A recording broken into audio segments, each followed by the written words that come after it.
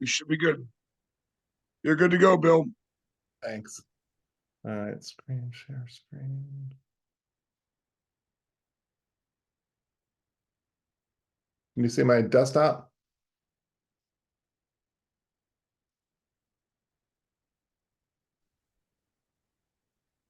All right. Can you see my screen? Yes. Perfect. All right, we'll go ahead and jump right in this. I apologize for running behind. As Todd said, we had some technical difficulties, but suffice to say that all the software on my computer is now updated. So, okay, so this is our guide to the NCAA recruiting. So it's about a 90-minute, maybe hour and a half, hour and 40 minutes. So we'll try to, I know I'm running late, so I'm going to try to get through it quickly, but I don't want to skip over stuff. I would ask that if you have questions, I'm not going to be looking at the questions while I'm doing the presentation. We'll take the questions at the end.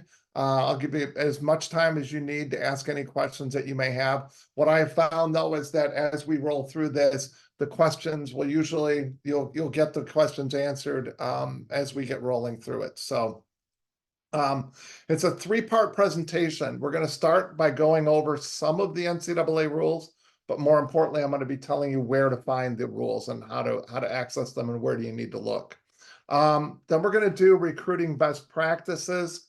And this is all the things that, you know, kind of, I think, make this presentation unique. And then we're going to do the 4-year timeline.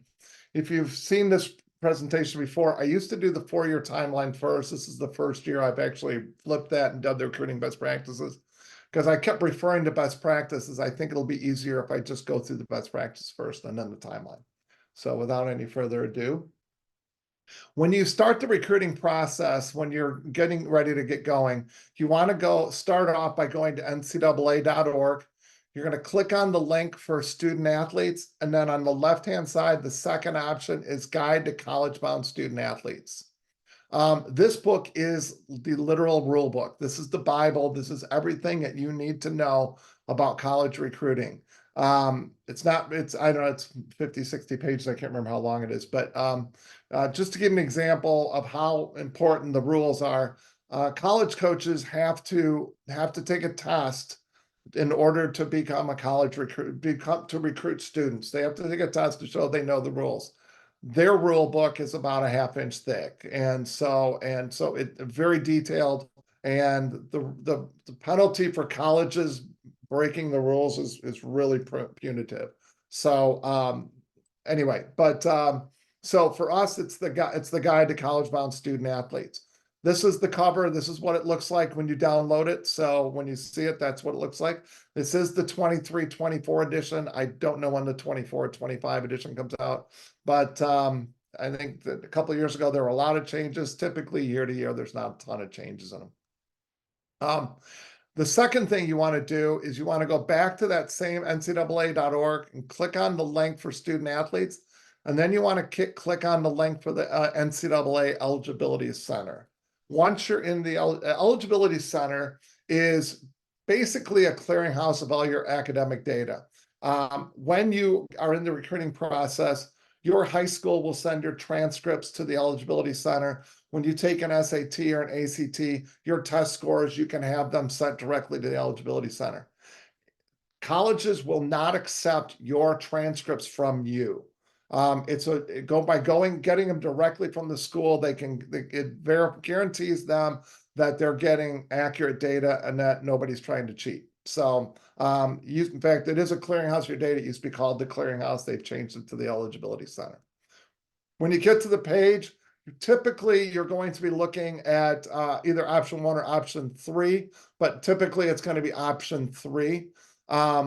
Now with NIL, some of the amateurism stuff may have changed, and I'll get to that in a little bit later. But anyway, I think you're going to be choosing option 3 for most of you. And then when you get into the Eligibility Center, you'll go through the steps to set up the account, and that way, when the schools send your data in, it's all right there. And when you go into the recruiting process, the college coaches will go into the Eligibility Center, find your name, and then find all your information. In order to compete in the NCAA, in your freshman year. You must graduate with a 2.3 GPA or higher in the 16 core courses. Now, the core courses are things like math, science, foreign language, histories, those kinds of things. That does not include, any band or shop classes that you're taking, art, PE, those kinds of things. Those do not calculate into your GPA. It is the 16 core courses. The NCAA lays those core courses out in that guidebook that you're going to read later on. You must complete your 16 core course requirements in 8 semesters. The 8 semesters are the 4 years that you're in high school. So those 8 semesters, you must complete the core course requirements in that time. If you get to the end of your 8th semester and you have not completed your core course requirements, let's say you've only gotten 15 credits of the core courses, you've only passed 15 of them, and you decide, well, I'll just take a summer school course, you will have to get a waiver from the NCAA. And the NCAA doesn't like giving waivers. So you have a real chance that you would not be eligible to compete your freshman year. So now in the 30 years we've done this, we've had one athlete that's had that happen to, and that athlete took a course her freshman year, and the school changed it from a full credit to, when she took it, it was a half credit course, but it ended up being a full credit course later. And so she was at 15 and a half, and she was able to get the waiver, but it was the first 2 to 3 months of school was very touch and go. You must read the requirements of a sliding scale, which we'll get to next. So the NCAA has a sliding scale for academics. If you look down here, if you have a 2.3 GPA, you need a 980 on your SAT, 75 on your ACT. If you have a 3.5, you only need a 400 or a 37. So, and the reason they did that is that different schools have different grading policies. And so by linking your GPA to the SAT and ACT score, then they can take a look at that and make sure that you do, you're meeting the academic requirements. If you are below a 2.3 GPA, you fall in this academic redshirt. If you're between a 2.0 and a 2.99, then you will be redshirted your freshman year, which means that you can compete with the team. They can give you scholarship money. I'm sorry, you can practice with the team, but you may not compete with the team. And if you're at a 2.299 GPA, first of all, I think a lot of schools are not gonna recruit you. So it's very important to keep your grades up. But you're in what they call the academic redshirt zone. So just to kind of keep that in mind, most of our swimmers have GPAs well above that, so it's not really, rarely comes into it being a factor. It's important to note that the NCAA standards, the standards I went on the previous 2 slides, those are NCAA standards. They are not university standards. You'll find many universities have much, much more rigorous academic standards in order to get into those schools. So, but for the most part, I would say that the NCAA standards are kind of a moot point, because if you're looking at many of the universities that many of our swimmers look at, or colleges, you're looking at much higher academic standards. There's a new term in recruiting, or in college sports, it's called NIL. It means name, image, and likeness. And what it means is that NCAA athletes are now allowed to be compensated for name, image, and likeness. So when an athlete goes to a major university, if you're going to like Alabama to play football, or Georgia, or one of those top schools, and it's on TV all the time, you can get compensated, if the school's using you to promote their athletics, you can get compensated for that. For swimming, it's typically, if you're signing a contract, some of the top athletes in the world are signing contracts with Speedo, Arena, Tier, those kinds of things. And so they're allowed to now get that compensation in order to and still be eligible to compete. So it kind of puts the amateurism, it kind of makes their amateurism policies a little bit moot also. So, but most swimmers are not really have to deal with this, but you're going to hear about this. And so I just wanted to let people know what that means. There are different laws in different states. So in terms of how the NIL is applied, so it's something to be aware of. Again, 99.99, I think in our history of our program, we've had 1, maybe 2 athletes that have gotten any type of swimsuit contractor, things like that, maybe 2 or 3. So for the rest of us mere mortals, this probably won't apply. So and big part of the recruiting process is going to be your visiting colleges and going on campus visits.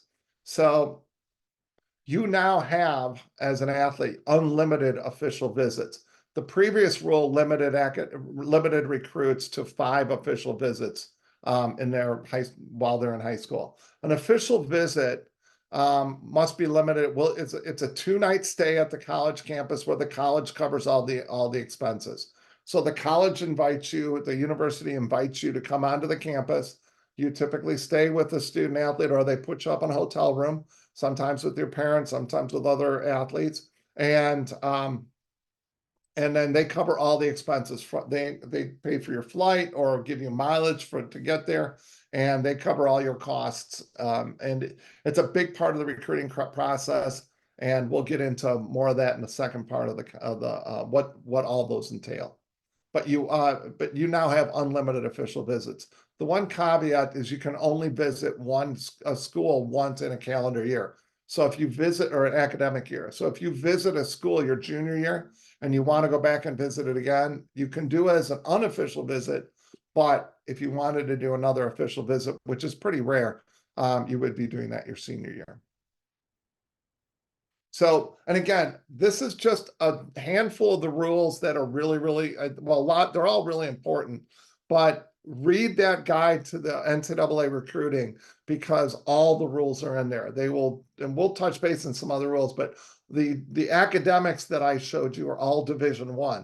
The academics for Division II and Division III are different. So, but anytime I show you something like that, I typically show Division I, because those are typically the more stringent rules.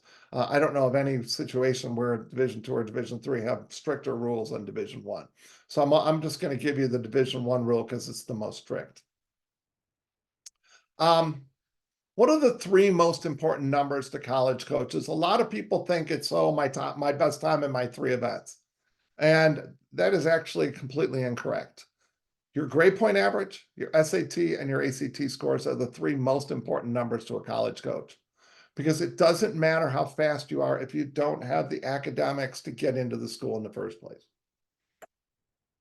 The other reason this is really important is because being a good student is extremely important to schools. In many cases, if it's not more important, it's certainly equally as important to the academic athletic accomplishments of a certain program. Secondly, college coaches, having good grade point averages and things like that on the team is really important, and also keeping you eligible is important. Obviously, if again, it doesn't matter how fast you are, if you're flunking out of school, or you're not passing enough credits, or you're driving classes, then you're not going to be eligible anyway. And the college coaches do not want to babysit you on your academics. And if you're getting bad grades when your parents are standing over your shoulder, hammering you to get your homework done, what are you going to be like when you're at college, and and you're going to be forced to go to study halls and forced to be monitored and things like that? It's just something that college coaches don't want to deal with. College coaches are also expected by the universities and colleges to have high graduation rates. The schools expect 95 to 100% of the student athletes to graduate. They don't want them to just go there and be professional swimmers. In football and basketball, it's a little bit lower, especially with the better programs, because you have athletes that are leaving maybe after their sophomore or junior year to go pro. So you might have a slightly lower graduation rate, but those that stick around with the program, it's the same thing. They expect high graduation rates. Schools expect your team GPA to be above a 3.0. So if you're bringing you in, they don't want you to come. You better be really, really fast if you're a 2.5. So it's very, very important to the college programs. Coaches have been fired over not getting kids graduated and not having high GPAs. So, and there's a lot of tools that schools have for the student athletes once they get on campus. But college coaches are going to be looking at good students as well as good athletes. one of the big things when you get into the recruiting process is you're going to be talking to a lot of college coaches, and they're all going to befriend you, and they're going to be like, hey, how's it going? And be your buddy and everything like that. But it is really important to understand that while, you want to have a good relationship with your college coach, in the recruiting process, you each have dramatically different goals. The college wants you to attend their school while paying you as little as possible. So we're going to talk a little bit you'll find out that that colleges have 14 scholarships, Division I for women, 9.9 for men. And so if a college coach, if you may be worth 70%, but they can get you for 50%, that means they can get another swimmer. And the more swimmers they can get on scholarships than lower scholarships, the more bargains, if you will, that they can get, the better their team is going to be. And so they want to get you there by paying as little as possible. You, on the other hand, want the college to pay for everything. You want them to pay as much as possible. So you're in a negotiation. You're in, and negotiations are, generally speaking, they're somewhat adversarial. That doesn't mean they have to be mean or anything, but it's important to remember that as friendly as they are to you, you guys do have different goals. So schools also have scholarship limits. On the NCAA Division I, it's 14, men's is 9.9. Division II, men and women is 8.1, and in NAI, it's 8.0 for each. And the big reason at the Division I level that the women have so many more scholarships than men's programs is because of college football. So football programs have 100 scholarships or something like that. And so because of Title IX, they have to balance those scholarships out. Where in men's and women's swimming, you have, men's and women's teams, soccer and baseball, you have softball for women. Football's the one sport. It's a huge scholarship suck, and there's no women's sport to offset it. So that's why you see some schools drop their men's teams altogether. So, but anyway, that's over 4 years too. So 14 scholarships over 4 years is roughly 2.5 scholarships per year that schools are going to have to use for recruiting. But that doesn't mean that they have 2.5 scholarships every year. So we'll talk more about that in a minute. So this kind of gives you a landscape that sometimes schools will say, we just can't give you any more money, and they're not lying. If they give more than 14 or more than 9.9 scholarships, there will be severe penalties, including not being able to compete in championship meets and things like that, like NCAA tournament and the conference tournament. The NCAA will punish, they may take scholarships away. So these schools will not, under any circumstances, go over that number. College coaches, again, getting back to the previous slide, a couple slides ago, they spend a lot of their time recruiting and selling their school. They are professionals at this. The admissions people spend all of their time recruiting and selling their school. And most of them are really good at their jobs. So again, this kind of plays back to the slide 2 slides ago, where, just keep in mind that when they're talking to you, they're selling you. So it's really important you keep your eyes wide open and really pay attention and do your research on the schools, so that you can kind of see through some of that rosiness that they may be selling you. If you wait to be discovered, you are going to be out of luck. The recruiting process, if you think about, hey, no matter what your best time is, there's dozens, if not hundreds of other swimmers around the country that go roughly the same speed as you. And if you're looking at a school in Florida or Arizona or Rhode Island, those coaches are going to be looking for kids, roughly the same speed in their backyards. Okay. Most kids go to school close to their houses. Most kids don't travel across the country to go to school. And now athletes, there's probably more traveling, but they're going to focus their recruiting on people that live near them because they know that's their highest chances to get kids to come to that school. And again, that's what this whole presentation is about. It's all about teaching you how to be discovered. So this is for all the students that are on the call right now. You're the ones who are going to be sitting in a classroom for the 4 years, not your parents. You're going to be going to practice every single day, not your parents. Okay? You're going to be living, this is going to be your life for the next 4 years. It's where you're going to live. It's where you're going to eat. It's where you're going to drink. It's where you're going to swim. It's where you're going to go to school. Okay. Not your parents. So it's really important that you go online and research colleges. And we're going to tell you how to do that in a minute. Okay. You need to contact college coaches. College coaches do not want to hear from your parents. They want to hear from you. Okay. And you need to be told, you need to fill out your college applications. You need to all this stuff without your parents harping on you. Okay. And so this is really important. It's the most important decision that you're going to make at this point in your life. And do not sit back and just think, oh, it'll be okay. All right. This is really, really important that you guys are proactive and you're doing what you need to be doing. All right. Enough of that. So what are the main factors in a scholarship offer? Needs of the school. Okay. Schools are going to take a look. Remember, you got a women's team, you got roughly 2 to 3 scholarships a year, men's, maybe 2. And so they're going to prioritize their needs. You know, if they've got a bunch of really good butterflyers and they're all freshmen and sophomores, they're not going to be recruiting butterflyers for a year or 2. Okay. Unless you're really, really fast. I mean, if you're good enough to win their conference or win NCAAs, they'll take you no matter what you swim. Okay. But for the bulk of us, the rest of us, as I say, mere mortals, whatever the needs of the school are, that's going to be the priority. And the priority is almost always sprint freestylers, 100 freestylers especially, because you have the free relays and the medley relays and plus the freestyle events. So they're always needing more freestylers and better freestyle and things like that. But to be a well-rounded team, you need flyers, backstrokers, breaststrokers, and diameters also. So where are they deficient? What do they need? And I'll show you in a little bit how you can find that information out. What money is available? How many scholarships do they have?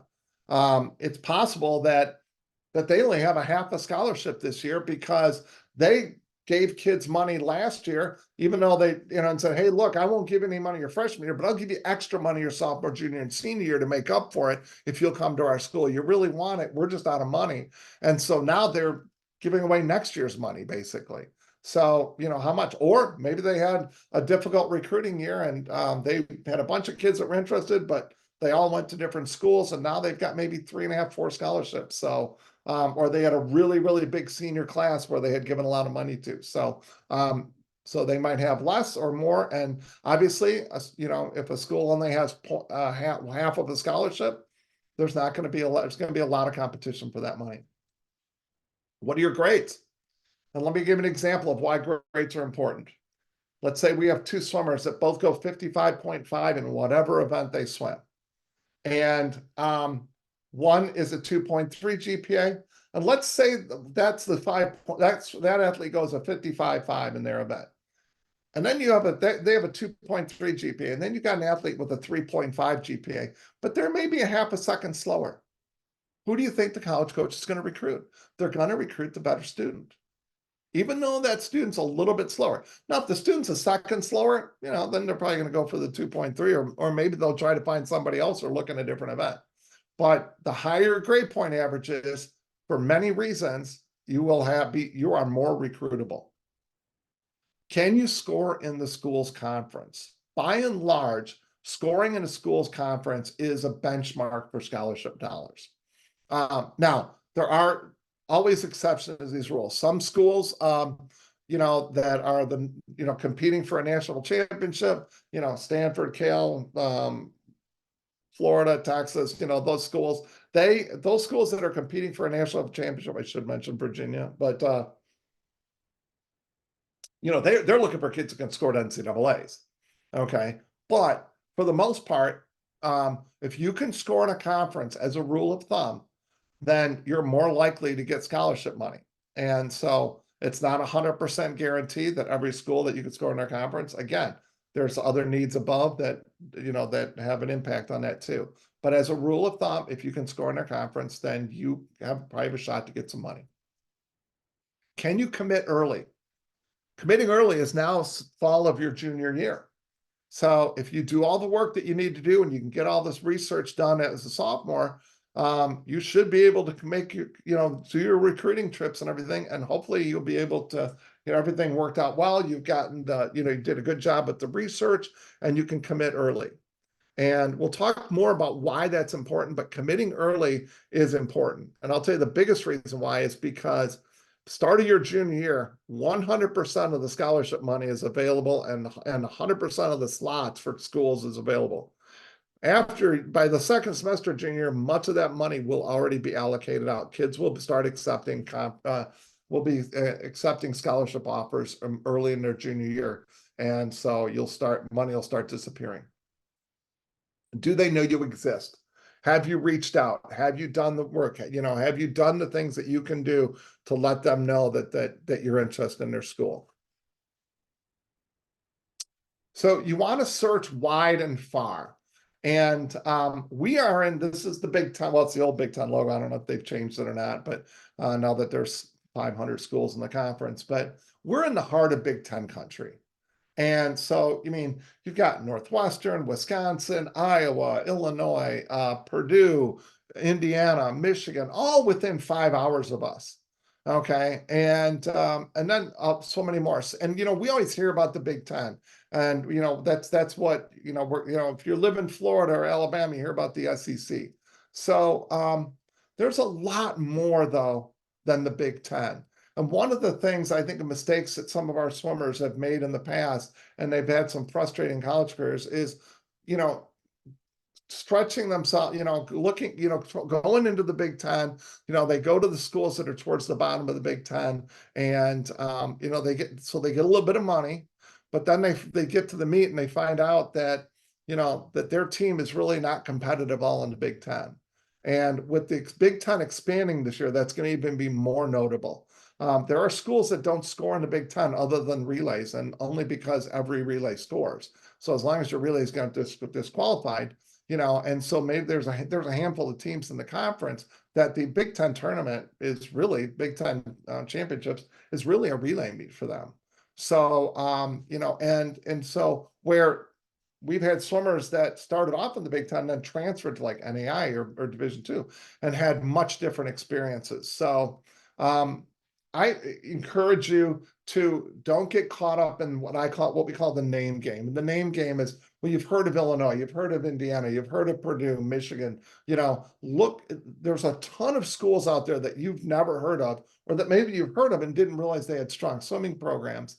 And there's a lot of options out there. And so don't be thinking that you have to go to Division I, because we've had some really, really strong swimmers that have gone on and swam Division II, Division III, NAI. And NAI is the National Association of Intercollegiate Athletics, mostly smaller schools. And the qualifying standards for the NAI National Championship are easier than Division III. Division III is easier in Division II. Division II is easier in Division I.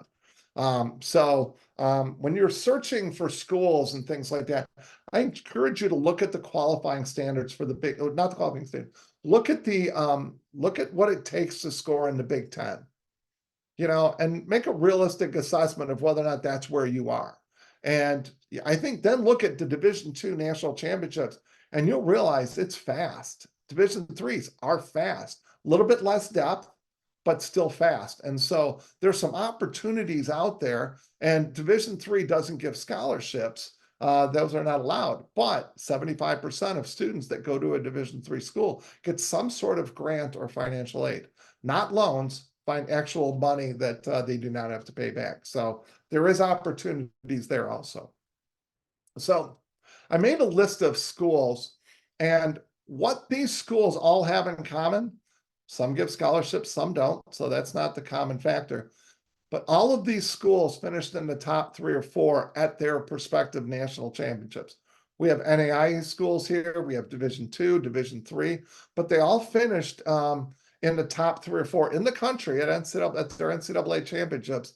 And there's some schools on here: University of Chicago, Massachusetts Institute of Technology, more commonly known as MIT, Johns Hopkins. There's some Emory, great school for pilots, and among other things. So some really, really good schools here. You've got Denison over here, Kenyon, both D3 powerhouses, constantly going head to head. Drury, Division II. SCAD, Savannah College of Arts and Design, I think is what that stands for. University of Tampa, South Florida, or St. Thomas, Florida. These are all schools that many of you, some of these schools, I'm sure you've never heard of, that, and these are really successful programs, and most of them have money. And, kids that, and these schools lose athletes to kids who go to compete towards the bottom of the Big Ten. And we had a swimmer went to one of the schools on this list, and she transferred to the Big Ten to one of these schools and ended up being the swimmer of the year at their national at the national championship meet. She helped lead her team to a national championship. Had a wonderful experience that she admitted she never would have had she stayed at the Big Ten school she stayed at. So this is just kind of like, I think this is important to not get dialed into having to go to a Division I program. So when you're in the recruiting process, there are a handful of questions that are very, very important that you ask. And I'll go through those right now. How many scholarships does the school have available? As I mentioned earlier, they may have 2 scholarships, they may have 3, on the women's side. Guys, maybe they only have 1. So it's good to know right off the bat how many scholarships they have. And this is a question that they should know absolutely, because it's probably the most important question that they have for themselves to know what they have going into this year. And again, on the first question, hey, if they've got 4 scholarships versus if they have 0.5, then you know what your competition is going to be. What events will I swim for your team? We had an athlete one time was looking at a school, and they wanted her to do sprint events, and she wanted to do middle distance and distance. And they were adamant about it. And so this athlete ended up not going to that school and ended up going to another school. I think when they saw how that athlete performed in their conference, they were a little bit bummed. But the athlete had done a lot of work for those middle distance events. So a lot of kids don't ask this question, are a little bit surprised when they find out that school, I'm a 200 backstroker, but we need a 400 IMer. And so next thing you know, you're spending all your time doing the 400 IM. So, make sure you know what they're thinking. What are your top 3 priorities in terms of your recruiting dollars? This is a question they're going to probably be somewhat cagey about and probably not try to answer it directly. Most of these questions they probably won't answer directly. So you really have to kind of read between the lines a little bit and pay attention to what their answers are. Because number one, one of those 3 priorities is going to be sprint freestylers. But if you're a butterfly and they say, man, we are desperate for backstrokers and breaststrokers, that's probably a good idea that you're going to be looking at a different school when it comes to getting recruiting dollars. So, so that's, just kind of a rule of thumb. How many from my class are being recruited for my events, and where am I on that list?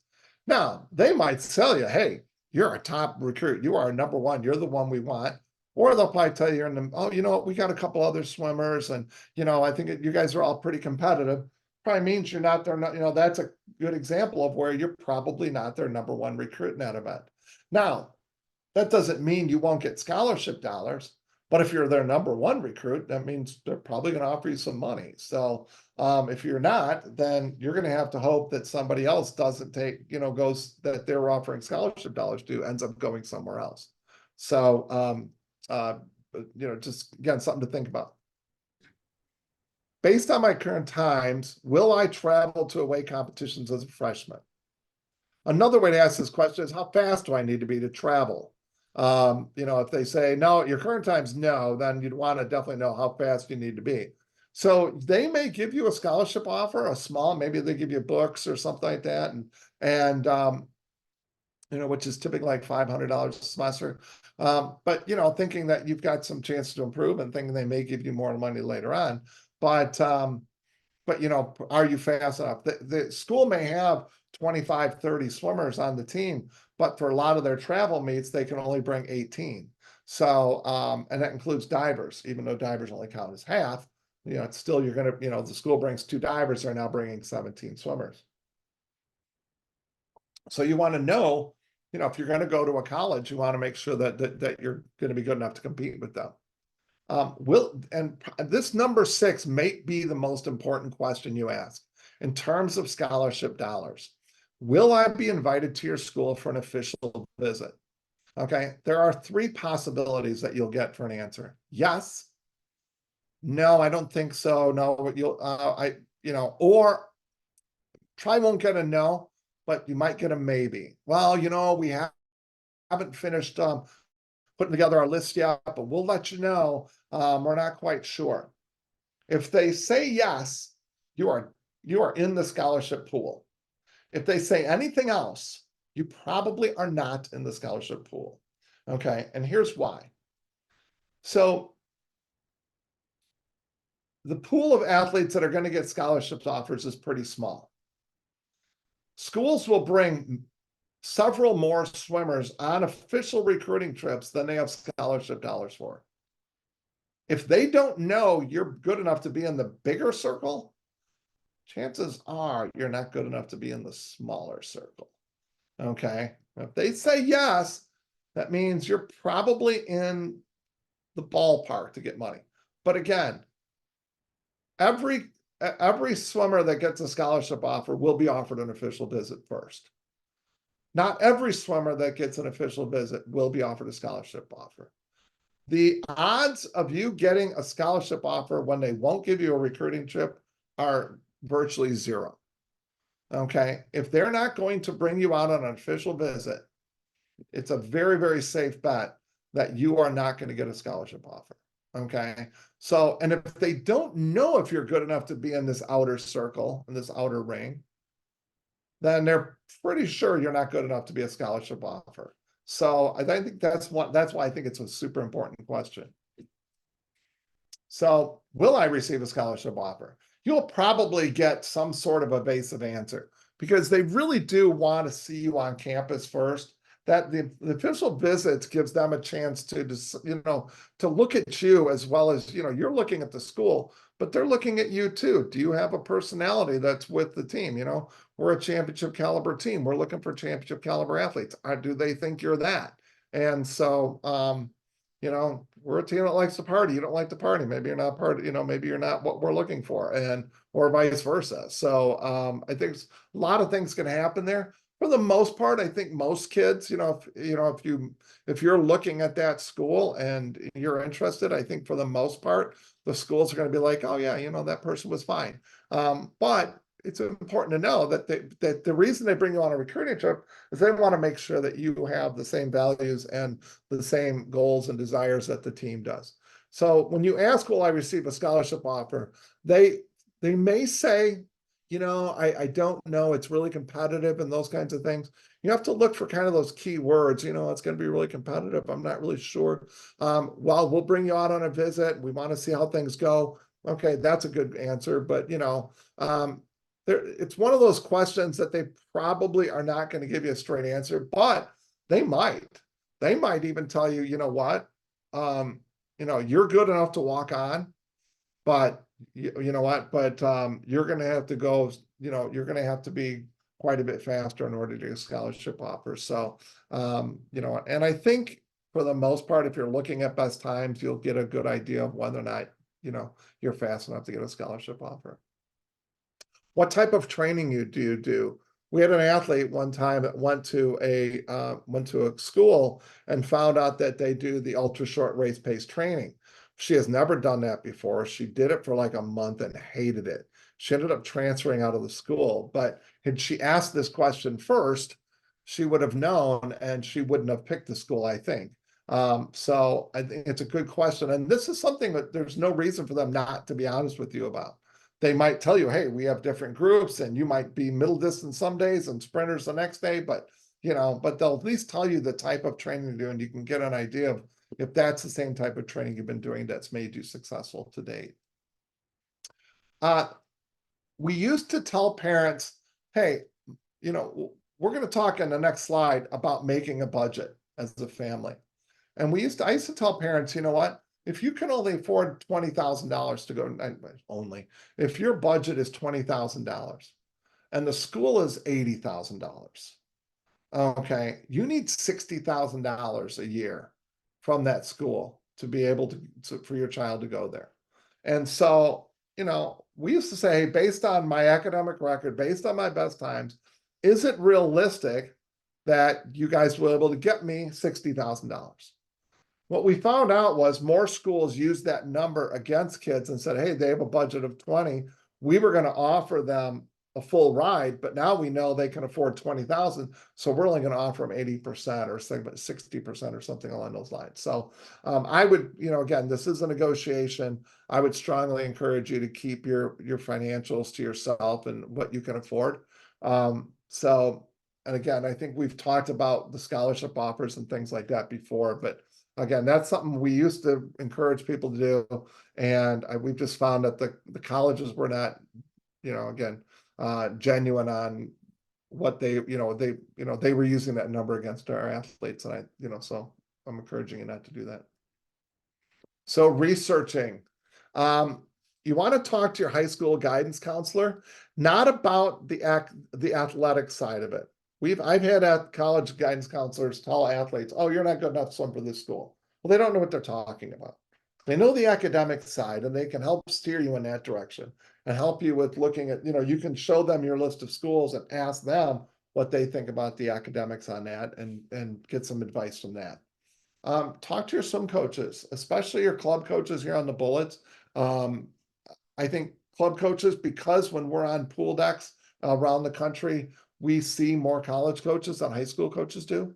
And so we have a better feel for it. We have a better network of coaches around the country that we can talk to about college coaches. And, there's some college coaches out there that I think Todd and I would agree that have not acted in good faith with other swimmers from other teams. And I would be very leery about signing about one of our swimmers going there. So we can give you some information that way.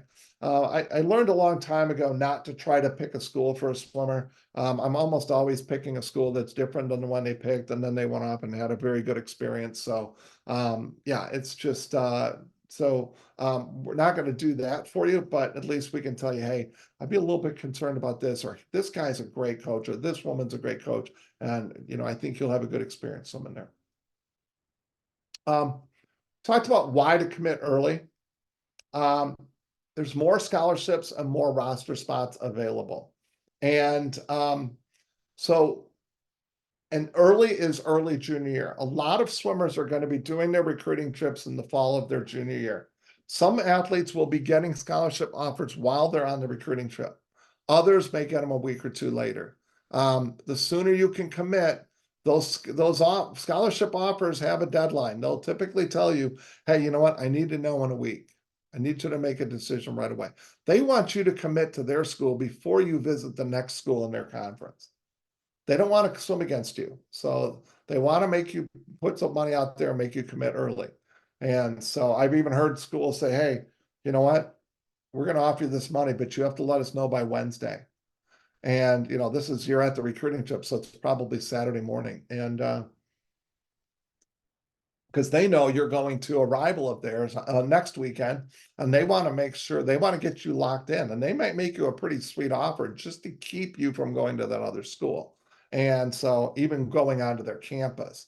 But anyway, the more scholarships and roster spots there are more scholarships and roster spots available if you commit early. College coaches want you to sign early. So they can get their roster spots filled, and they might sweeten an offer to entice you to do so. Like I just said, they might offer you a little bit more to try to get you locked in. You're going to find that the recruiting process, you go into this recruiting process, everybody thinks, oh my God, it's going to be so awesome, so cool. And then you find out it's just a pain in the butt. And so college coaches calling you, college coaches that you don't want to talk to are calling you, schools that you want to get off your list are calling you. You're getting unsolicited phone calls and emails and messages from other coaches. And you just want to get this, and it's a stressful situation. Most swimmers are going to commit sometime in their junior year. We do this because we want you to be organized so that you can be out there early in your junior year and get going on this. Once scholarship offers are accepted, that money's off the table. And so the more and more scholarship offers are accepted, the fewer options there are for you. what are some of the enticements that teams use to commit early?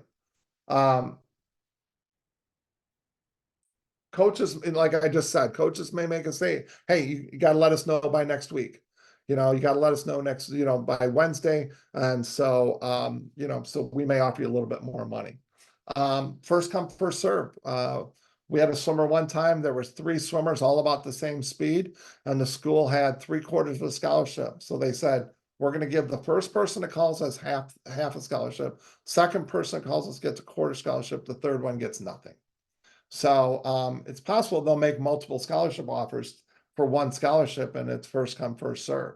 So those are some of the things that schools do. That may not be an enticement. It may be, blackmail or something along those lines, but not blackmail, but but maybe it's not an enticement per se, but it's still how the game is played. Problems with committing later, there's less money available, not no money, but less money. If you wait till your senior year you might be, you will be competing against juniors. And coaches, a coach gets a junior commit. If you're competing against a junior for the same roster spot, and they don't need this swimmer next year, but they're really going to need that swimmer in 2 years. And they know that junior's got another year of development, so the chances are they're going to be faster. They'll give the money to the junior, knowing that they're going to have that money next year in their program. They can give it to their college seniors and spread that money around. It's goodwill for the team, because they know when that senior graduates, they're getting the money right back, and they're going to give it to this incoming freshman. So, not to say that happens all the time, but it's certainly a possibility. You're going to be competing against the transfer portal, especially as a senior, because you're going to be, as a senior, you're going to be coming in the following year, and there are transfers.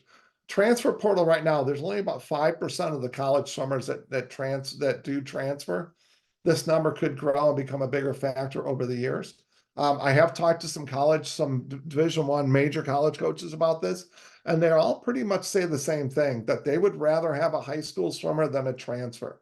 Because usually if somebody's transferring, there's some bad blood between the swimmer and the coach, and it doesn't always mean it's the coach's problem. Maybe it's something with the swimmer, and they're a little bit leery to take on another team's problems. So our problem child. So many of the schools, some will be a little bit leery about taking a transfer in. So anyway, Miles Brand was the former president of the NCAA, and back in 2008, he gave an interview to the New York Times, and he mentioned, he was talking about college, about academic money, and that the real opportunity is taking advantage of how eager institutions are to reward good students. This is every bit as true as it was in 2008. Schools want good students, and they will pay you for that. Now, the Ivy Leagues, Notre Dame, those types of schools, they don't give a lot of academic scholarship money. They know everybody who's applying is smart, so they don't feel the need to give academic money out. But again, for the bulk of schools, there is academic money available. He's not recommending that you stop playing sports, but there is a great opportunity available to improve if you improve your academic qualifications and get the good grades, that you can do well academically, as well as getting athletic and academic scholarship. This is called a blended scholarship. I'm going to talk more about that later. Learn to say no. You're going to have college coaches that are going to be reaching out to you that you have no desire to go to that school. And we'll talk about, when we talk about the 4-year progression of high school and the recruiting progression of what you're going to be doing from year to year, and we're going to be talking about making a big list, getting 20, 25 schools on your list, and then narrowing it down ultimately the summer before your junior year to about 5 schools, and then start planning your college recruiting trip. As you're narrowing down that list, or if you have schools that are not on your list, don't waste your time or the college coach's time talking to those schools if you're not interested. When they call you, be polite. Just tell them, hey, thank you so much for the call. I really appreciate it. But I'm narrowing down my list. I'm going in a different direction, but I do appreciate your interest and all the help you've given me. And for the vast majority of college coaches, they're going to be like, okay, I understand. Do you mind telling me what schools you're looking at? Because they like to know who, what schools are beating them. And they, probably know to some degree anyway.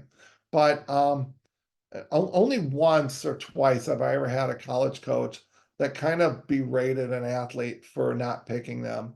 And the college coach had just left a job at one school and had gone to another. And this girl, ironically, was looking at those two programs, and she chose the program that he had just left.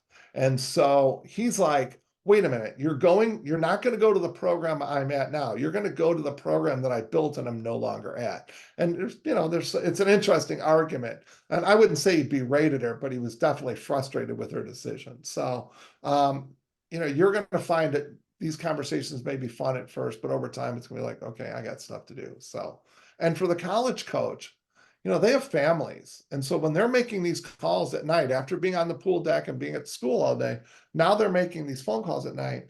While they would prefer to have you come to their school than not, you're one less phone call. You're not, and they would appreciate you not wasting their time. Yep. So yeah, like I said, it's going to be fun. It'll get boring. Stick to schools you're interested in, dump the rest. Recruiting trips. When you go on a recruiting trip, these schools are going to roll out the red carpet. Okay. And so we had some swimmers, I think they went to Georgia, and Georgia had won the national championship in football the year before. So the recruits all got to go out onto the football field, and big pomp and circumstance, and they were recognizing all the swimmers and all the basketball players and baseball players and so all the swimmers from all the different sports that had earned all conference honors, and those kinds of things. So, all these athletes, everybody's on the football field. You're on the football field. You're the star of the show. You will never go on that football field again unless you have a recruit. It just doesn't happen. So this is like I said, this is their best show. This is as good as it's going to get. Pay attention. Are these the people that you want to spend the next 4 years of your life with? Is this the place you want to spend the next 4 years of your life? And you know what? Most of the time you're going 5. So is this where and who you want to be with for the next 4 to 5 years of your life? Look around, get to follow them. Is the team united? Do they do stuff together, or are they all doing their own things individually? Is that a factor for you? Do they have good facilities? Do they have all the things that you're going to want to need? Do they have good food? Do they have good academic assistance programs and things like that? Do they have what you need? And is this where and who you want to spend the next 4 years of life with? Who's recruiting whom? Most teams have a meeting after the trip to determine if the recruit is going to be a good fit for the team. No, most of the time this isn't a problem for people, but it's possible it could be. And we've had a couple of athletes over the year that kind of jerks on their recruiting trip, and they didn't get recruited by those schools. But again, out of the hundreds and hundreds of recruits that we've had go on recruiting trip, 1 or 2, and I think nobody would be surprised if they knew them that was going to be a problem. Be yourself. Don't try to impress people. You don't have to, just be yourself and have some fun on the trip, and I think you'll be fine. You did what? So this is for the parents. While partying is a big part of college life, getting a recruit drunk does not set well with the athletic department or the administration of the school. As a recruit, you're going to be paired up with a swimmer on the team. Typically, it's a freshman or a sophomore, and they're going to be your kind of tour guide and everything, and make sure you're where you need to be. They're also going to be your cruise director. They're going to be the ones that takes you to the fun stuff and things like that. And they're going to take you out, and typically the team will get together and do something. Maybe the seniors will cook dinner or something like that. They'll go to someone's apartment and hang out. And so, but getting an athlete drunk, but if an athlete gets drunk on a recruiting trip and the administration finds out, that person that was with them when they got drunk, the student that took them to the party is probably going to lose their scholarship. They may get suspended from the team. Schools take this very, very seriously. It's a huge risk for them, and they don't want to see that happen. So there will be opportunities. There will be always potential to have an opportunity to drink on a recruiting trip. But I always tell athletes that this is like a job interview. You wouldn't go and get drunk on a job interview. So don't get drunk on a recruiting trip, because you might do something stupid and you may end up having to look for a different college. So, and again, I'm not saying it can't happen, but it's far less likely to happen now than it did 20, 30 years ago. Back to the scholarship divide. This is a little bit more for the parents. This was a field hockey coach from Villanova. I dropped a good player because her dad was a jerk. All he ever wanted to talk to me about scholarship money, getting more money, blah, blah, blah. She goes on to say, that, we were, I don't need it in my program. I recruit good, ethical kids. I'm assuming there was something much more than just the dad talking about money. He probably wanted more money than the team had and would have created some NCAA rule violations or what have you. And so the reason I bring this up is when you're in a situation, you're with your child, you're with your swimmer, your recruit, and you're with the college coach, let your student athlete do the talking. College coaches want to know that A, you trust your child to be able to speak, and number two, that your kids can talk to adults and that it's going to be a big part of the rest of their life. You're not going to be there to bail them out. They're going to need to be able to, speak for themselves going down. It's one of the reasons why, when I coach, and I know a lot of our coaches don't want to talk to the parents. We want to talk to the athlete.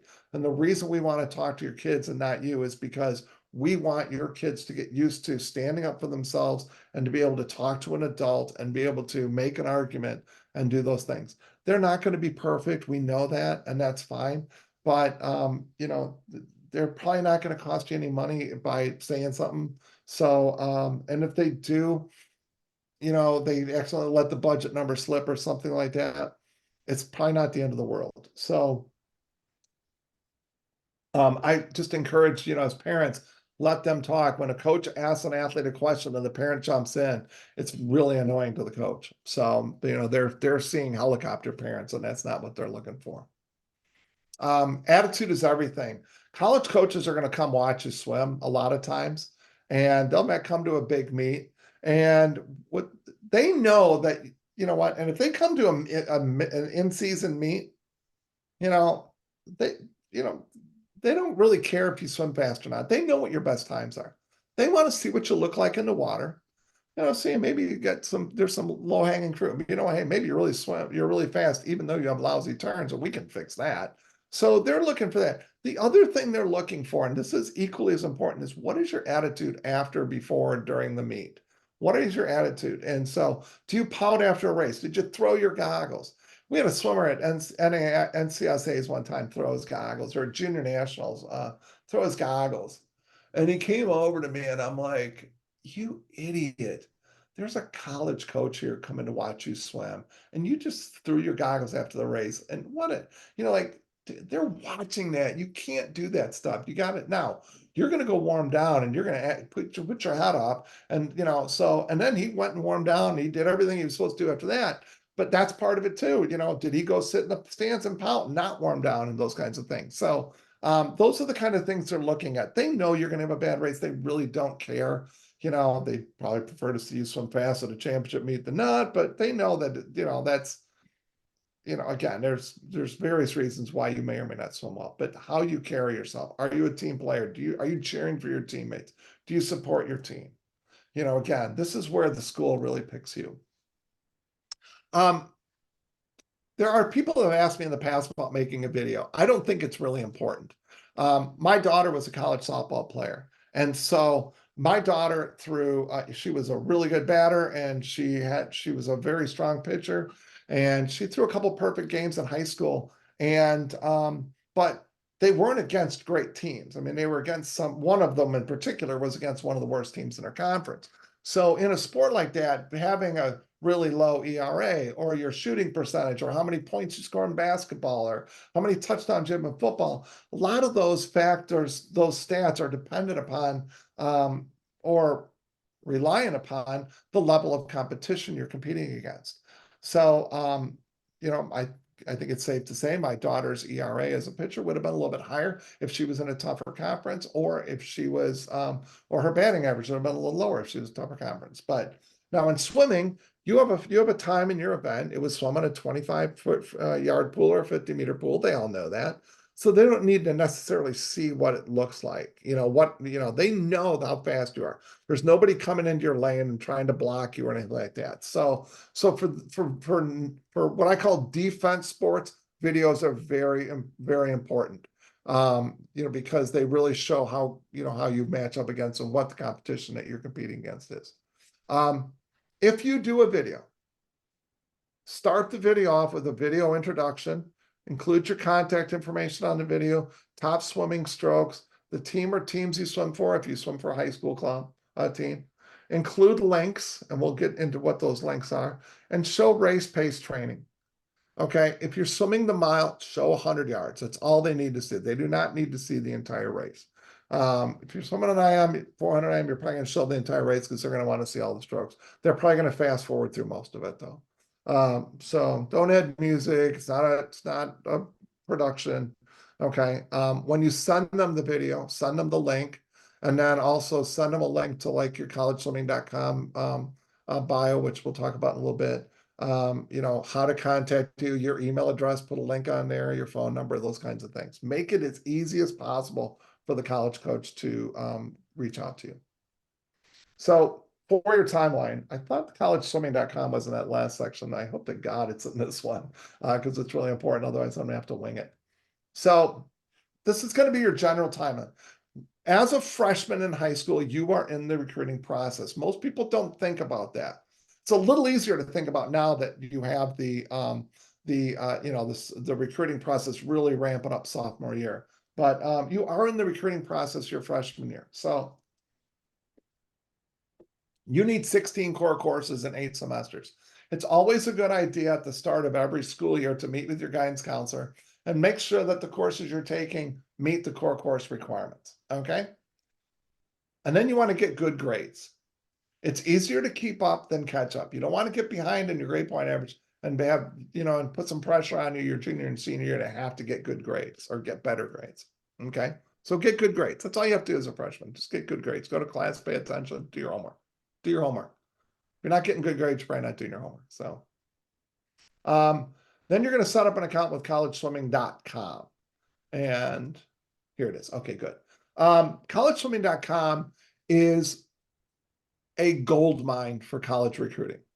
It is the reason that you don't need to go to a college recruiting services. In my opinion, college recruiting services are out there. I don't think you really need them for swimming. Those guys will try to sell it to you, but pretty much everything they do is right here. And collegeswimming.com is free. My daughter was like I said, she was being recruited for softball and for volleyball. And they didn't have anything like this. This would have made her life so much easier. We had to go out there and really dig around for information. So what is collegeswimming.com? It's part of the swim cloud. When you go on to collegeswimming.com, you'll be able to see results from national meets, conference meets, and dual meets for the colleges. Okay. They will have links. So when you're looking at the conference results, and let's say you're looking at, school ABC, and you're looking at their results and you're like, oh, look, here's another school. And they're pretty good too. I haven't really never heard of this school, but I'm going to click on the link for the school. It's going to take me to that school's page. And so you can really move around that site pretty easily and quickly because of the links. You go to the link for that school, they're going to show you what the test scores are required for admissions. They're going to show you the average cost to attend, the team times list. So you'll be able to click on the team's times list. You can filter it by event. So you say, I want to look at the women's 100 breaststroke. And so you go on there and you look at the women's 100 breaststroke and you see how fast the swimmers are. And you can do a little bit more digging and figure out how old these swimmers are. But you'll be able to tell, okay, here's where I am on the depth chart here. Okay, that's pretty good. Most of those kids will be gone. They'll be trying to replace them. So yeah, that works for me. You can look at all the events, men's and women's events, by looking at that. You can see who they've signed as recruits. Okay, wow, I'm a female breaststroker, and they just signed 2 really good breaststrokers. Well, they're probably not they may not need breaststrokers in the future. Or they haven't signed any breaststrokers. That's good for me.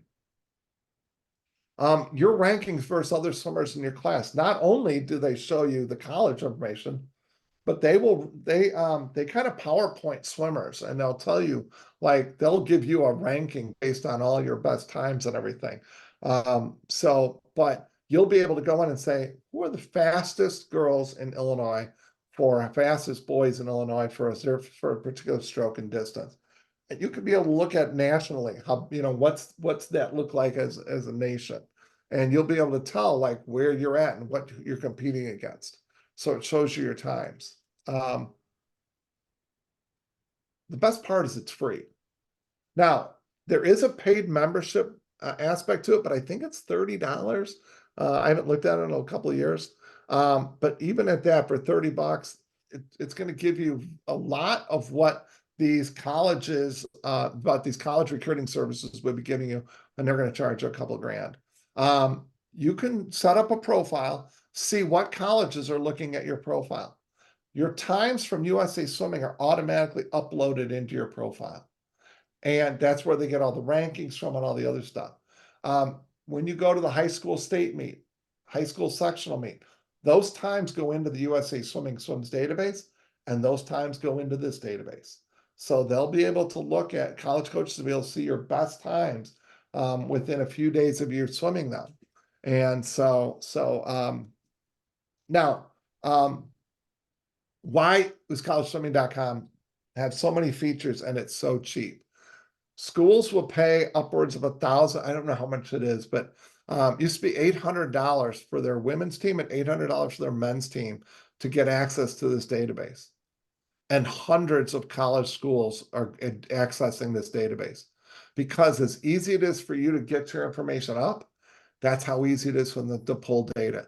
And you can put schools you're looking at on there, and they'll get notifications. So now they're going to go right to you. So it's really easy one-stop shopping for you, and it's one-stop shopping for them also. So, and this is where you're going to want to go to look at college results and look and see what teams are doing in their conferences and see if you're good enough to score in their conference, and then look and see what other schools are doing. And oh, wow, they won their conference, but look at this team that got second. They're pretty good too. And this is an interesting school, and it's pretty, it's only a few hours away. So I never heard of this school. I need to look into it. So sophomore year, you're going to meet with your college guidance counselor, and make sure you're on track for your core courses. You're going to complete your registration on the Eligibility Center. If you are not registered with the Eligibility Center, you are ineligible to go on recruiting trips. Schools cannot, they cannot recruit you. It's an NCAA rules violation. You have to be registered with the Eligibility Center, and then get better grades. Okay. Colleges are looking for grades going in a positive direction. If you have a 3.0 GPA and you have, let's say your grade point average over the first 3.5 years is 3 years is a 3.0, and you got a 2.8 your freshman year, a 3.0 your sophomore, and a 3.0 your 3.2 your junior year, college is going to look at that and say, hey, look, this athlete's going in the right direction. But if your GPA is 3.5 your freshman year, 3.0 your sophomore, and 2.5 your junior year, they're going to have serious reservations about that. So while maybe they're looking for something higher than a 3.0 GPA, if they see that you're 3.3, 3.4 as a senior, as a junior, they'll have some faith that your grades are getting better. You're being more serious about your academics, and they'll be interested in making sure that you can, that's something that's going to look positively on you in terms of your grade point. Now is the time we want to define our college. Okay. And so it's kind of tough to think about this. You're a sophomore in high school. You're not going to be in college for 2.5 years, and you're already picking your schools, and you have to define this stuff. But that's where we're at in the recruiting wars. So do you want to go to a big or small school? Bigger schools are typically faster schools, And maybe you're like, you know what, I'm not good enough to swim in this conference, but I love college football and I want to go to Michigan, or I want to go to I want to go to Michigan because I want to go to Michigan football games and I want to watch games in the big house. I think that'll be cool. Okay, great.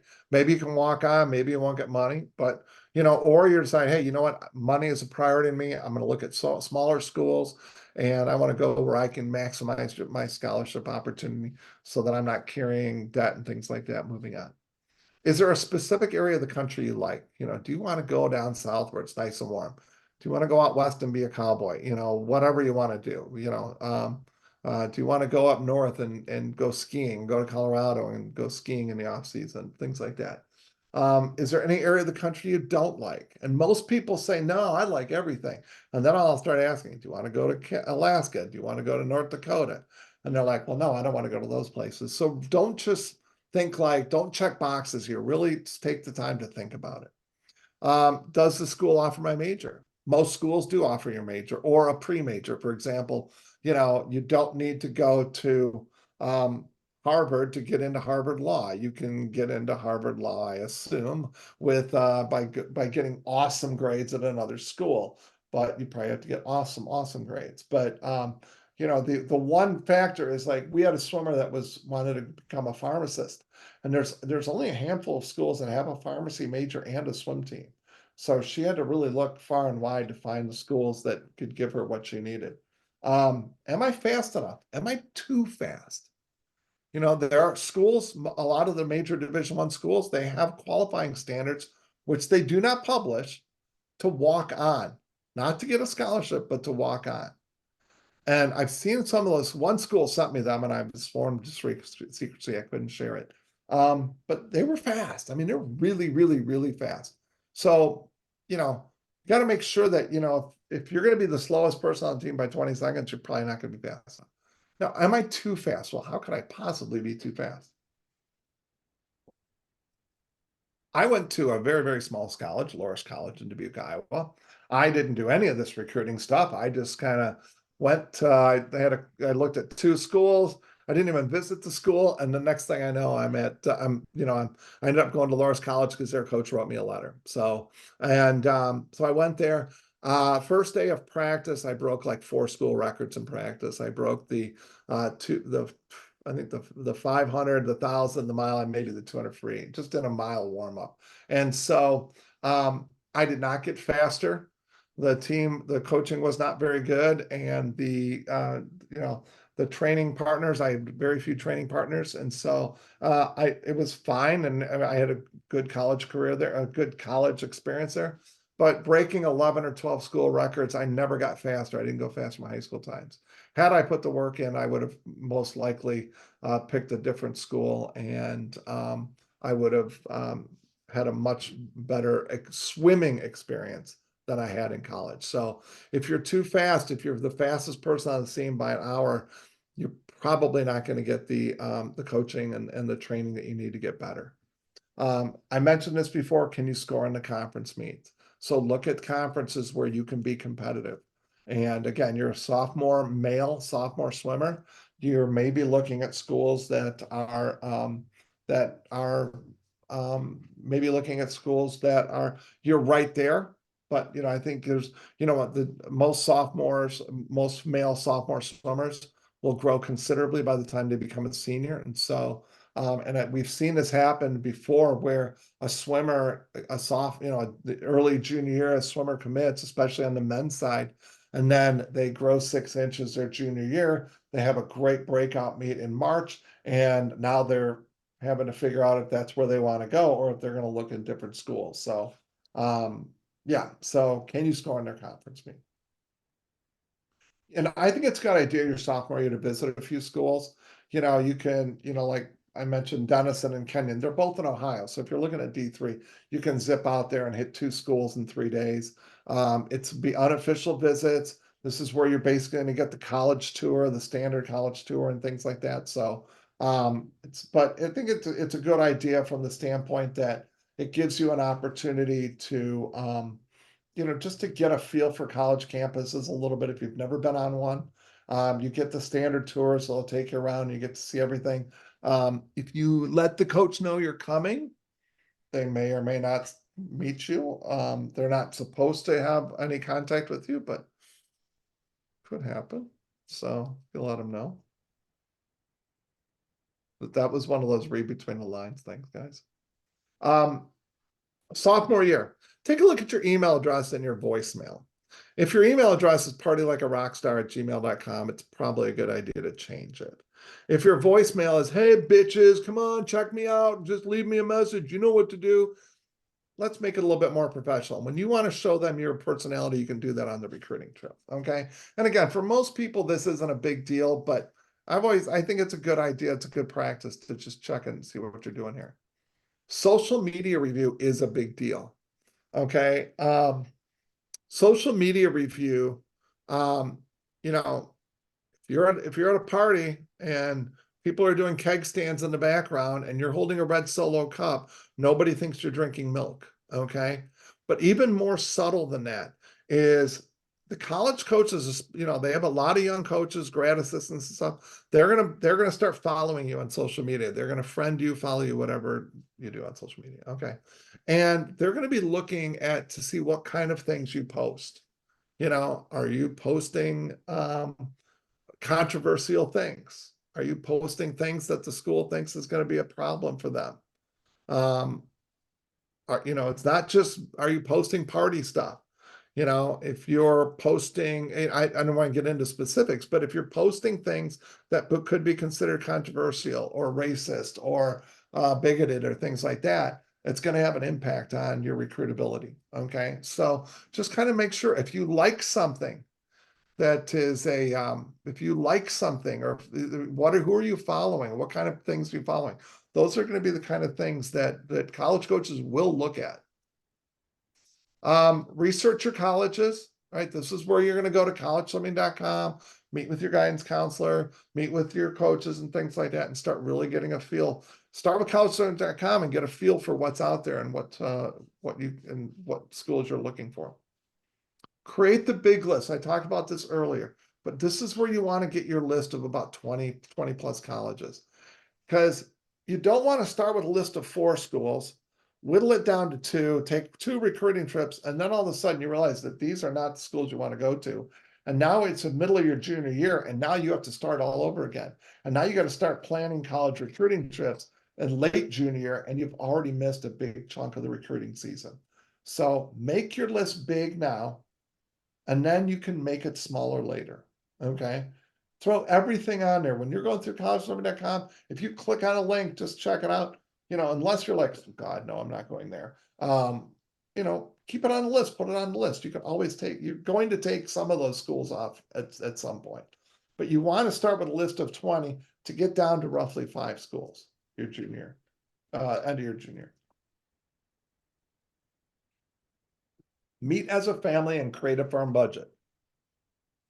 So this is all big letters, 5 exclamation points. Meet as a family and create a firm budget.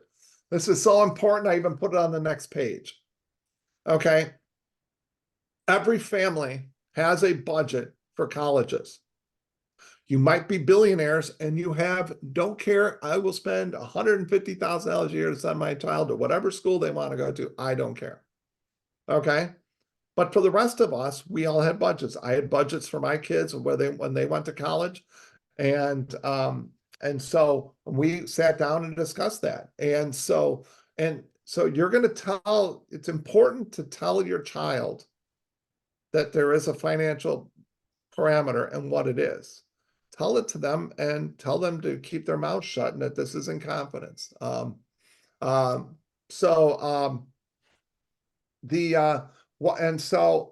here's why it's important to do it as a sophomore. Your kids are going to start looking at college conferences.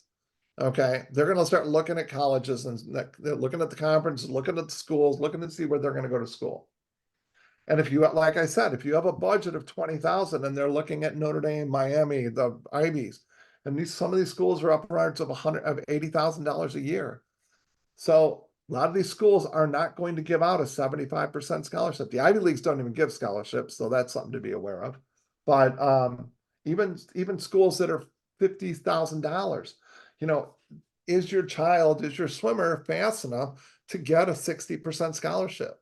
Okay. Remember, there's only 14 scholarships for women and 9.9 for men. 60% scholarship on the men's side are a little bit far, are few and far between. Okay. You have to be great. Okay. So, and as parents, we don't want to put limits on our children, and that's understandable.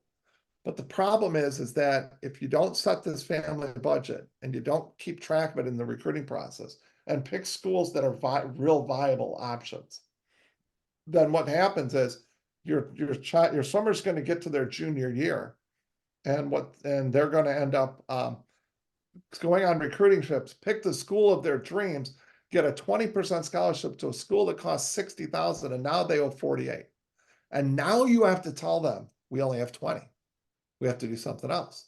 And so, and now as a junior, they have to start their recruiting process over. So it's really, really important to get this information out now.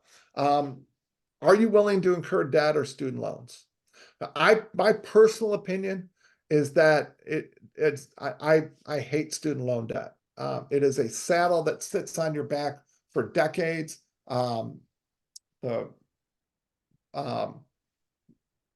If you go to a school and you have to pay $40,000 a year in student loans, and you do that for 5 years, you now have $200,000 in student loans. Okay, that's a really, really nice car or a really, really small house. I mean, that's nearly a house loan. And so, and you're stuck with that for decades to come. And so, had you picked a school that may not be your dream school, but is a school that but you can afford, and that will keep you out of debt. Now, some people don't mind student loan debts, and that's fine. That's my personal opinion on it. So first semester, you got that list up to about 2025. Now you're going to really, really drill into it, really get into the schools, hopefully get down to your top 10, maybe 12 schools, 10 to 15. 15 is too many. You want to start getting it down there because you're going to be reaching out to these schools. Contact your schools, fill out all schools have an online form that you fill out to let them know you're interested in the team, interested in the school.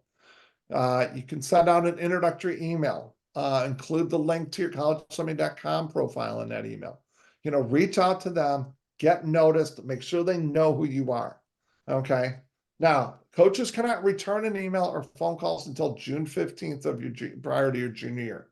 That's when the recruiting season starts for juniors. So, but get out there and they'll know you're there. They might reach out to your coaches if they're really interested in you and let you know and let them. So that's another, there's ways that college coaches have of getting information to you. You might get something in the mail, some general information about the school.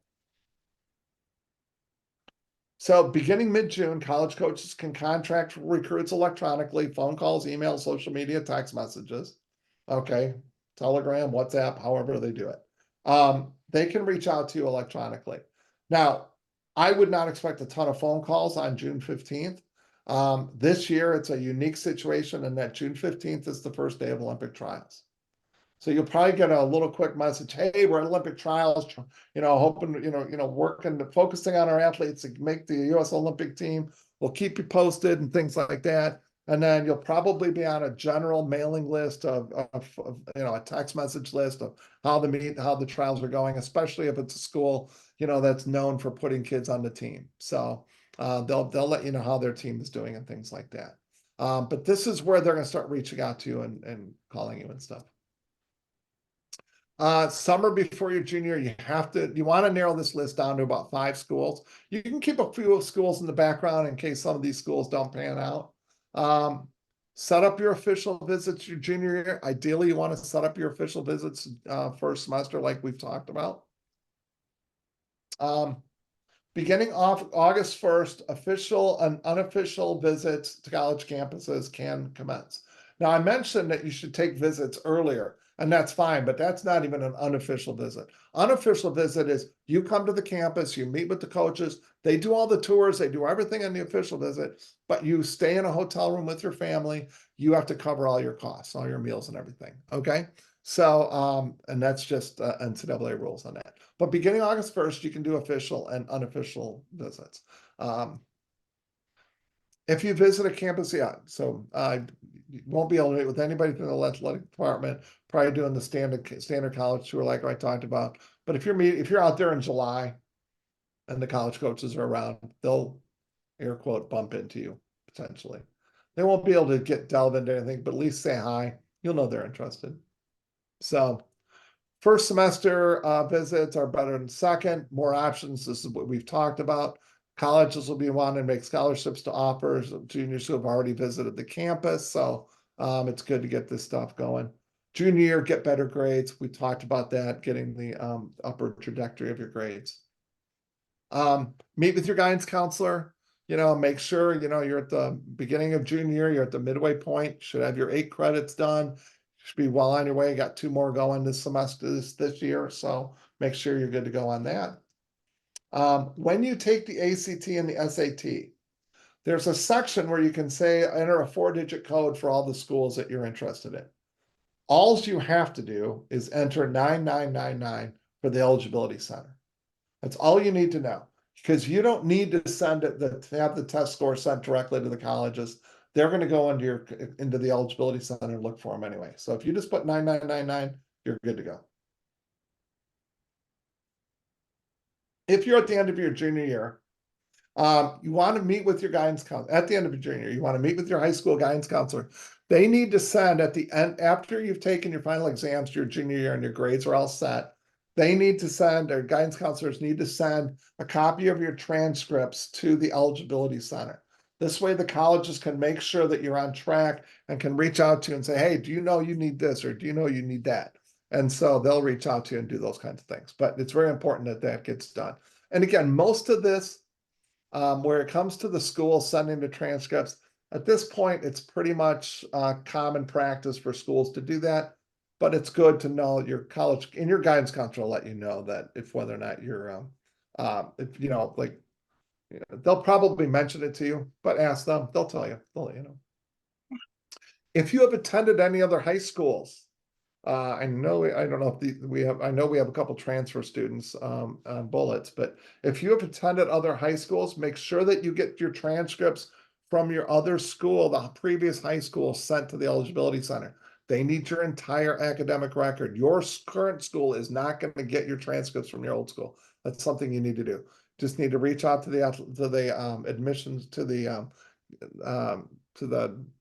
guidance counselors at that school. Make sure your academic dean, make sure you get your transcripts sent out, and that shouldn't be a problem. Prior to registering for classes, make sure you check, make sure you got all your stuff that you need. Hopefully you're not taking 7 or 8 core courses at senior year. But make sure that you're all set, and make sure that you, before you register for classes, that you have everything you need. If you have not decided on a school your senior year, you need to visit more schools. Okay, you're going to have to also review your plan and see where the problem is. Why am I not looking at the right schools? And it could be something as simple as, you know what, you did the visits, you did everything, and it just wasn't what you were looking for. You're just, the school's just like, it wasn't exactly what I'm looking for. Usually when you come back, you'll go on a recruiting trip, one of your recruiting trips, you'll just be like, this is the one. This is exactly where I want to go to school. If you're really lucky, you'll have that experience at 2 different schools. But for the most part, usually you'll have that, yes, this was it. What a great experience. Wow, it was awesome. But if you didn't have that, you're going to have to get back, go back to the drawing board and start picking more schools. And you're going to have to go through that whole junior process again. You're going to have to get set up recruiting trips and do all that stuff. And you're going to have to really hustle. This is a pretty rare, if you've done all the work in the first time around, then chances are you won't be in this situation. Every time you take the ACT and SAT, enter the 9999 code. Complete the amateurism questionnaire. It's required by April 1st. That's on the Eligibility Center website. When you graduate, make sure after you graduate, your school sends your final transcript with proof of graduation to the eligibility center. Okay, both those have to go. And once that, then so when they get that, then they'll be able to check the boxes off. That's when they, once all that's done, then you've actually qualified for a scholarship, and so then they'll be able to give you the money. So graduate on time in 8 semesters. So senior year, even though early junior year, you'll be making you'll be signing your, that you'll be accepting a scholarship. You will not be getting your letter of intent until your senior year. And that's the signing period is November 13th to the 20th. That's that's this November. So they give you a 1 week window in which you can sign your letter of intent. And so this is the first day of the regular signing period. If you don't sign during this period, you have to wait until at the end of the school year to sign your letter of intent. This is a pretty simple process. The school sends you your letter of intent overnight. You sign it, you put it in a return envelope that sends it back to them overnight. So it's pretty cut and dry. The signing period ends August 1st, 2025. August 1st, ironically, coincidentally, is the first day for recruiting for the following year. So I talked earlier about blended scholarships. The criteria for blending academic and athletic scholarships are you have to have a 3.5 grade point average. You must be top 10 in your high school class. For Division II, it's top 20. You must have a 1200 on your SAT, Division II, 1140. And then finally, on your ACT, you have to have a score of 105. Division II is 100. And so you have to have a 3-point G5 GPA and a top 10 in your class. And then you have to have 1 or 2 of the other 2 items. And the reason they do that is because again, different people have different academics. You can be at a school where the that have weaker academics or stronger academics, so that's why they put it that way. And it's to keep colleges from giving academic scholarships to athletes who have no business getting them. Because if schools could just give out a ton of academic scholarships, then instead of having 14 scholarships, now they have 28. Instead of 9.9, they have 15 or 20. So, they could literally double or triple their scholarships by giving academic money out. So that's why they have these requirements.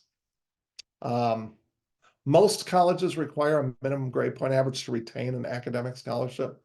Just so you know that, now that you've got the academic scholarship, hey, you need to maintain a B average or something along those lines.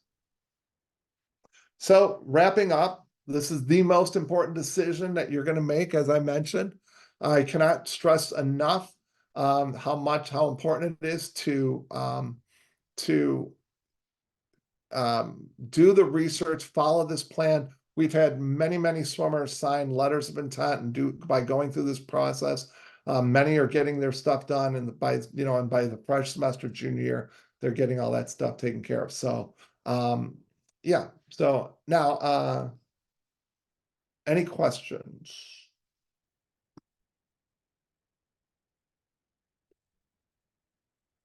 I don't know if I can see the chats. Oh, here we go. Oh, good.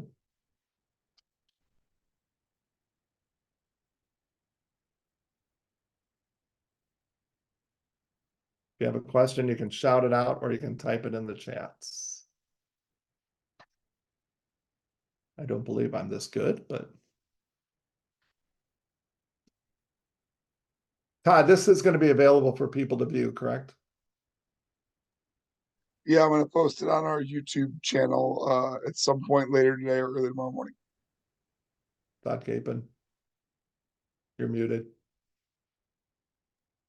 Did you not get that? I'm going to post it either later today or early tomorrow morning. Is there room for renegotiation on scholarships? Yes, there is. Is there room? I'm not. The answer to that question is maybe.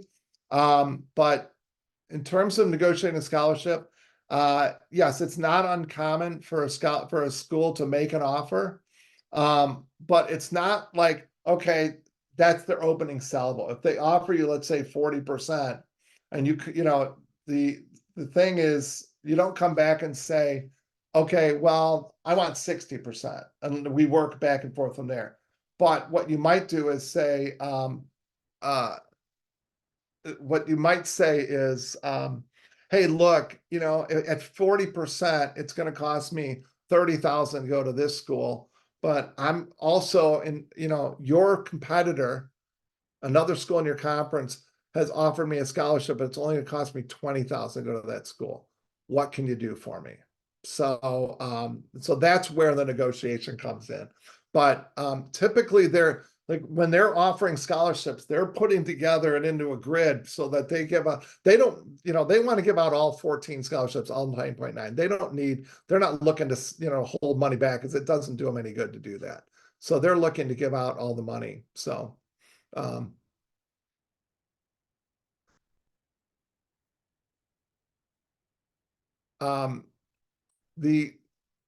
is the slideshow available? I don't make the slideshow specifically available only because the information changes from year to year, and I really don't want this PowerPoint out there per se, but we will have the video available. Do you have a better chance to be admitted if you don't request a scholarship? No. If getting admitted has nothing, getting admitted to the school is one process. The scholarship offer is a separate process. So you'll work through the admissions. If you want a scholarship, if you don't care about, I don't want to say it that way. If you don't need a scholarship and it's not that important to you, then, and they offer you a scholarship, say, hey, no, give it to somebody else, and they'll love you. But it won't give you a better chance to be admitted into the school.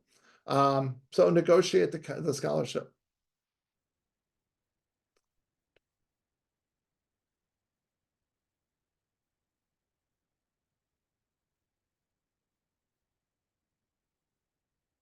Any other questions? Hey, Bill, it's Jason. Is there a difference between high school girls and high school boys and the timing of everything related to the difference in the seasons and when they occur? All right. If you do think of something, Todd will be posting it, then you can shoot me an email. Bill, or if you don't have my Bill, contact information, you have get no it from volume. Todd. But yeah, feel free to reach out to me. I'm happy to help you out. And if you have a question that you don't want to put out here in public and you'd like me to answer more privately, I'm happy to do that too. So, oh, I have no volume. How do I have no volume? Bill, can you not hear us? Is that better? Can you hear us, Bill?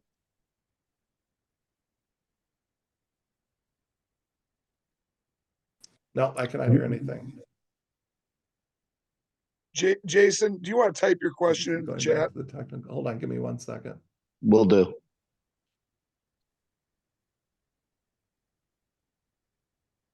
Can you hear me now? We can hear you. Can you hear us? Can you hear me?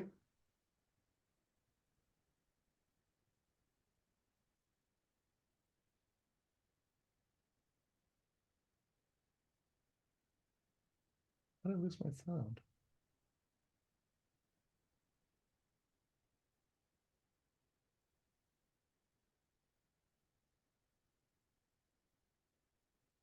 Is there a difference in timing for high school girls and high school boys no, the recruiting process doesn't. I think from a standpoint that, first semester, the girls are competing and they'll have that taper meet in the fall, might help them a smidge, but at that point, they're already doing their recruiting trips. So no, there is no difference in the timing between the high school girls and high school boys, because the NCAA has their calendar and they really don't care about anybody else's calendar. So why can I not hear? I'm gonna jump in for you, those of you that can't hear me. I'm gonna slightly disagree on that in terms of I think I know what Jason's asking. I have talked to a lot of college coaches because of the development of males. We tend to, at least we've noticed over the last 2 I wish years, I could hear you, we've Todd. seen more male scholarship offers come in the spring than in the fall of their junior year, just because they aren't developed nearly as quickly as the female athletes are. Is that kind of what your question was, Jason? Yeah, exactly. Yeah, what should we expect? volume, Obviously, as boys develop a little later. That's what most college coaches have been pretty upfront, where they're bringing boys on trips in the fall.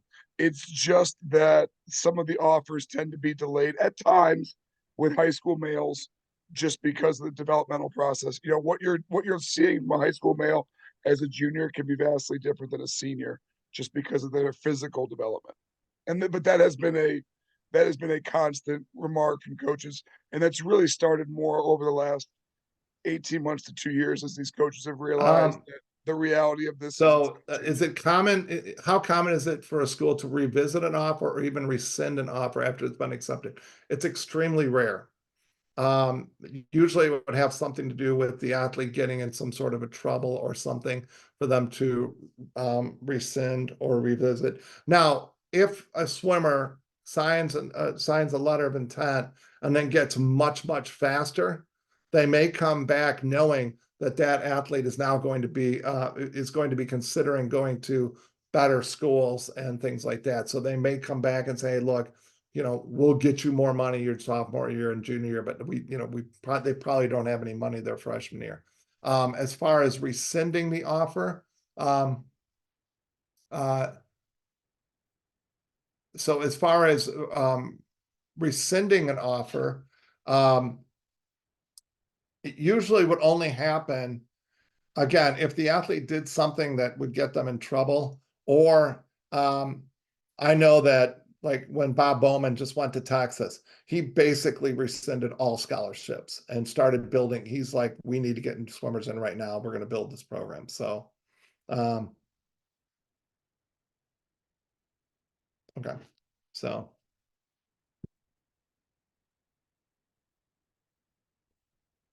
does that answer your question, Nick?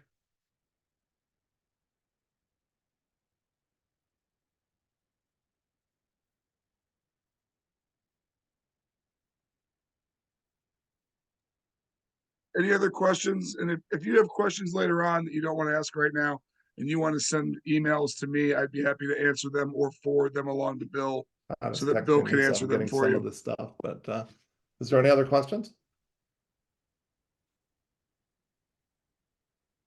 All right. Again, I apologize about the volume thing. I don't know why I can't hear you guys, but my speakers are working. So, okay. So, again, if you guys have any questions, you want to reach out to me personally, Todd's got my information. He can get you that. And then otherwise, we'll see you guys around. Thank you very much.